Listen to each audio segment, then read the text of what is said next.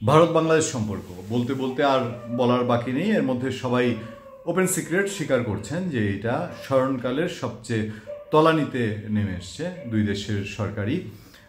মুখে বলছে আন্তরিকতা বন্ধুত্বের কথা, কিন্তু বাস্তবতা ভিন্ন। ইস্যুতে ইস্যু প্রতি ইস্যুতে দূরত্ব দিন দিন বাড়ছে। কখনো সংখ্যালঘু ইস্যু, কখনো শেখ হাসিনা ইস্যু, সাম্প্রতিক সময়ে বর্ডার ইস্যু। বর্ডারে বাংলাদেশ ড্রোন মোতায়েন করেছে, এরকম একটি খবর ভারতীয় পত্রপত্রিকার পর ভারত ড্রোন মোতায়েন করেছে। ভারত তার সীমান্তে বিএসএফ এর সিকিউরিটি স্পেশালি বাড়িয়েছে, সেরকম খবর। এরপর সীমান্তে কাঁটাতারের বেড়া। বাংলাদেশ ভারত সীমান্তে প্রায় 4000 কিলোমিটার, বাংলাদেশের 3 দিক দিয়ে ভারত, সেই 4000 কিলোমিটার মধ্যে 50% কাঁটাতারের বেড়া আছে। আর বাকি জায়গাগুলোতে বেড়া দেওয়া নিয়ে বাংলাদেশের অবস্থান এক, ভারতের ভিন্ন। বাংলাদেশ অভিযোগ করছে যে আন্তর্জাতিক যে নিয়ম রীতি আছে, যেই আইন কানুন আছে, সেইটা হচ্ছে যে সীমান্তে 0 পয়েন্ট থেকে যে কোনো দেশে 150 গজের মধ্যে কোনো স্থাপনা নির্মাণ করতে পারবে না। স্থানীয়রা তারা কৃষি কাজ করতে পারবে, এটা ছাড়া আর কোনো কিছু নির্মাণ করার সুযোগ নেই। কিন্তু ভারত তাদের সেই 0 পয়েন্টের 150 গজের মধ্যে তারা কাঁটাতারের বেড়া দেওয়া শুরু করেছিল। এর মধ্যে কয়েকটি জায়গায়, কয়েকটি বর্ডারে হয়েছে, চাঁপাইনবাবগঞ্জে হয়েছে, উত্তরবঙ্গের বেশ কিছু জায়গায় এরকম হয়েছে। সেই সব জায়গায় বাংলাদেশ সীমান্তরক্ষী বাহিনী বিজিবি খুব সাহসের সাথে এবং স্থানীয় জনগণের বাধার মুখে ভারত পিছপা হয়েছে। এটাই হচ্ছে শেষ খবর। 12 জানুয়ারি 2025 পর্যন্ত ভারতকে পিছু হটতে হয়েছে, কিন্তু পিছু হটাটা তারা যে ভালোভাবে নেয়নি এটা খুব পরিষ্কার। দেখেন, শেখ হাসিনা ইস্যুতে আমরা বলেছি যে ভারতে তারা একটা সর্বদলীয় ঐক্য তৈরি করেছে এবং জনগণের মধ্যে একটা ঐক্য তৈরি করেছে যে শেখ হাসিনাকে ভারতে রাখতে হবে। ওই যে ভারতের কংগ্রেস নেতা রবিশঙ্কর, তিনি বলছেন যে শেখ হাসিনা ভারতের জন্য অনেক ভালো কাজ করেছে, সুতরাং তাকে আজীবন দরকার হলে ভারতে থাকতে দিতে হলে সেটাই থাকতে দেওয়া উচিত। এবং তিনি বিজেপি তার প্রতিপক্ষ ভালো কাজ করেছে বলে সেটাও স্বীকার করে নিয়েছেন। এখন আবার ভারতের পশ্চিমবঙ্গের কংগ্রেস মন্ত্রী, কংগ্রেসের রাজ্য পর্যায়ের নেতা, তিনি হচ্ছেন শোভনদেব চট্টোপাধ্যায়। শোভনদেব চট্টোপাধ্যায় এই সীমান্তে যে উত্তেজনা চলছে সেই উত্তেজনা নিয়ে এক ধাপ এগিয়ে বলেছেন যে বাংলাদেশ গায়ে পড়ে ঝগড়া বাজাতে চলছে, যুদ্ধ লাগাতে চলছে। শব্দটা যদি আমি ঝগড়া বলি সেটাও ভুল হবে। তিনি বলছেন যে বাংলাদেশ যুদ্ধ বাজাতে চাইছে। তার বক্তব্য হলো ভারত তার সীমানায় বেড়া দিবে, বাংলাদেশের তাতে কি, বা ভারত তার সীমানায় বেড়া দিচ্ছে, সেখানে বিজেপি বাধা দিচ্ছে। এটাকে তিনি দেখছেন যে পদে পদে একটা যুদ্ধ বাঁধানোর চেষ্টা বাংলাদেশের দিক থেকে। এবং তিনি বলছেন যে এর পেছনে অন্য কোনো দেশের ইন্ধন থাকতে পারে। এই শোভনদেব চট্টোপাধ্যায় তার বক্তব্য। বাংলাদেশ সরকার বলছে যে না, বাংলাদেশের স্বরাষ্ট্র উপদেষ্টা মেজর জেনারেল অবসরপ্রাপ্ত জাহাঙ্গীর আলম চৌধুরী তিনি স্পষ্ট আজকের দিনে বলেছেন যে ভারতকে তার আন্তর্জাতিক নিয়ম নীতি লঙ্ঘন করে কাঁটাতারের বেড়া দিতে বিজেপি দেয়নি, স্থানীয় জনগণ দেয়নি এবং এটা দিতে দেওয়া হবে না।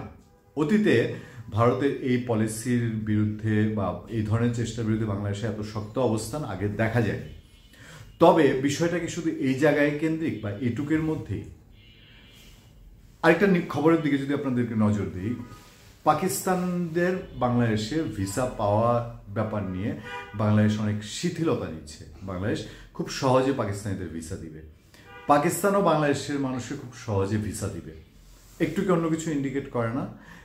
গত সরকারের দুর্নীতি, অনিয়ম, অপশাসন, স্বৈরশাসন, এগুলো নিয়ে কারো কোনো দ্বিমত নেই। তবে পাকিস্তানের সঙ্গে আমাদের আন্তরিকতা, ইন্টিমেসির ক্ষেত্রে বাংলাদেশের মানুষের যেরকম এন্টি ইন্ডিয়ান একটা সেন্টিমেন্ট আছে এমটি ইন্ডিয়ার ক্যারেক্টারের কারণে, তেমনি এন্টি পাকিস্তান সেন্টিমেন্ট কি বাংলাদেশে কম? বাংলাদেশের মানুষ তো এখনো মুক্তিযোদ্ধারা বেঁচে আছেন। পাকিস্তান কি করেন? আদতে কি প্রশ্নটা এরকম উঠে যে এই সরকারে মুক্তিযুদ্ধ বিরোধী একটি অংশের একটা ভূমিকা আছে এবং ভূমিকা আছে বলেই বা তাদের একটা ইন্টেনশন, যেটা ধরেন আমি যদি ছাত্রদলের সাধারণ সম্পাদক নাসিরউদ্দিন নাসিরের একটা বক্তব্য বলি, অনেকেই তো এটা বলা বলি করছেন সোশ্যাল মিডিয়ায় যে যারা 71-এ হেরেছে, অনেকে জামাতের দিকে সেটা মিন করেন যে তারা ওইটা ঢেকে ফেলার জন্যে তারা এখন 24কে খুব বড় করে দেখছে। নাসিরউদ্দিন নাসির বলছেন যে ওই 71-এর পরাজিত শক্তি 71কে তারা তাদের সে সময় পরাজয় গ্লানি মুছে দেওয়ার জন্য এখন 24কে 71-এর সঙ্গে তুলনা করছে। 24 মূলত 71-এরই তো একটা ফসল, 71 এসেছিল বলেই তো 24 এসছে। 24কে কেউ ছোট করছে না, কিন্তু এই জায়গাটি কি একটু কন্ট্রাডিক্টরি না, যে 71কে অনেকটা মুছে ফেলতে হবে, 71কে একটা ঢেকে ফেলতে হবে। তো এই পলিসিতে যারা চলছে তারা কি একটু বেশি এখন পাকিস্তান ঘেঁষা হতে যাচ্ছে ইন্ডিয়ান বিরোধিতা করতে গিয়ে, নাকি শুধুমাত্রই বাংলাদেশের যে আমরা বলবো যে না সাদা সাপটা, যে বাংলাদেশের জাতীয়তা, বাংলাদেশের স্বার্থ মেরুদণ্ড সোজা করা, এটা দেখাতে যাচ্ছে?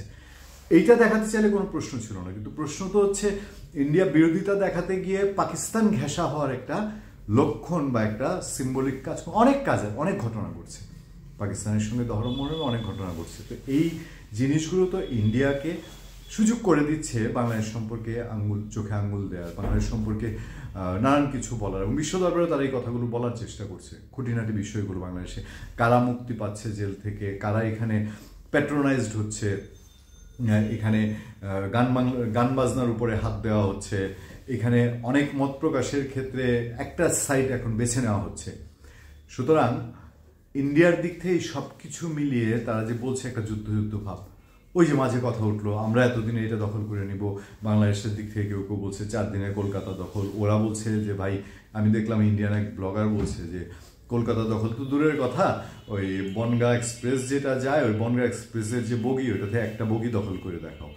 এখন বাস্তবতা শক্তির নিরিখে তো অনেক কিছুই বলা যায়, তবে আমরা বলেছি সাহসিকতার সাথে বাংলাদেশ অনেক দূর এগিয়ে, কিন্তু এই যুদ্ধ খেলার দিকে যাওয়ার মধ্যে থেকে রাজনৈতিক স্বার্থ হাসিল বা ধর্মের লেবাস দিয়ে কোনো কিছু লাভ করে ফেলা, কোনো একটা গোষ্ঠী, কোনো একটা দলের, সেরকম কি কিছু যে এরকম একটা যুদ্ধ এনভায়রনমেন্ট তৈরি করা, এবং সেখানে মাঝখান দিয়ে মরবে কারা?